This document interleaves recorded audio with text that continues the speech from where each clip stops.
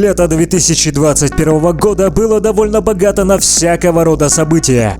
Но одним из самых значимых событий стали пожары, которые полыхали на территории Якутии практически все лето. Дым доходил до многих уголков России и не только. Китай, Канада, Аляска и даже Гренландия ощутили на себе буйство стихии. В неравной схватке с природой пострадало немало людей и животных, а общая площадь загубленной пламенем территории составила порядка 8 миллионов гектар. Но все это лишь малая часть того, какие последствия оставили после себя пожары.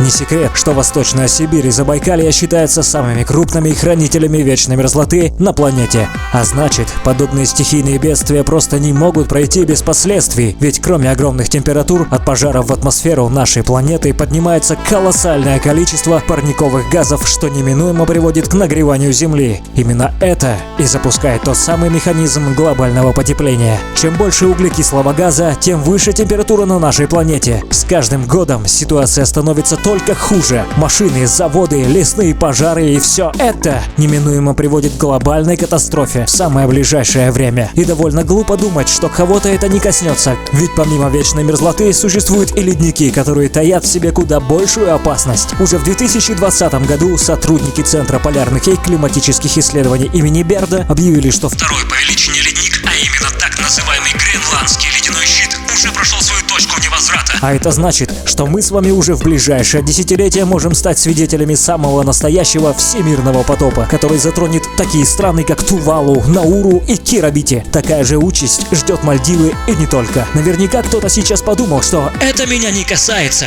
Я живу намного выше уровня океана и так далее. Но на самом деле это совсем не так. Многие слышали такое выражение, как эффект бабочки. В естественных науках этот термин гласит о том, что незначительное влияние на систему может иметь большие и непредсказуемые последствия, в том числе совершенно в других местах. Иными словами, если растаял ледник, то где-то произошло затопление. Если где-то произошло затопление, то где-то сформировался торнадо и так далее. Самый простой пример – это землетрясение. Одним из страшных последствий этого явления является не сколько разрушение, сколько цунами. Именно поэтому ученые всего мира бьют тревогу и пытаются найти способ, если не остановить, то хоть как-то замедлить таяние ледников. Ведь уже следующее поколение людей может столкнуться с масштабными катастрофическими событиями. И уже совершенно неважно будет, насколько велик ядерный потенциал той или иной страны и какая будет мировая валюта. Все это отойдет на второй план. Ведь любой катаклизм – это механизм запуска другого катаклизма. Не секрет, что то же самое таяние ледников, кроме подъема уровня океана, несет в себе причину возникновения землетрясений по всему миру, которые не только порождают цунами, но и пробуждают вулканы. Один из самых опасных вулканов на планете, который считается дремлющим, это так называемая Йеллоустонская кальдера, которую еще называют Йеллоустонский супервулкан. Уже сегодня ученые НАСА предлагают способы по предотвращению извержения супервулкана. Один из самых перспективных способов, по их мнению, это постройка геотермальной электростанции,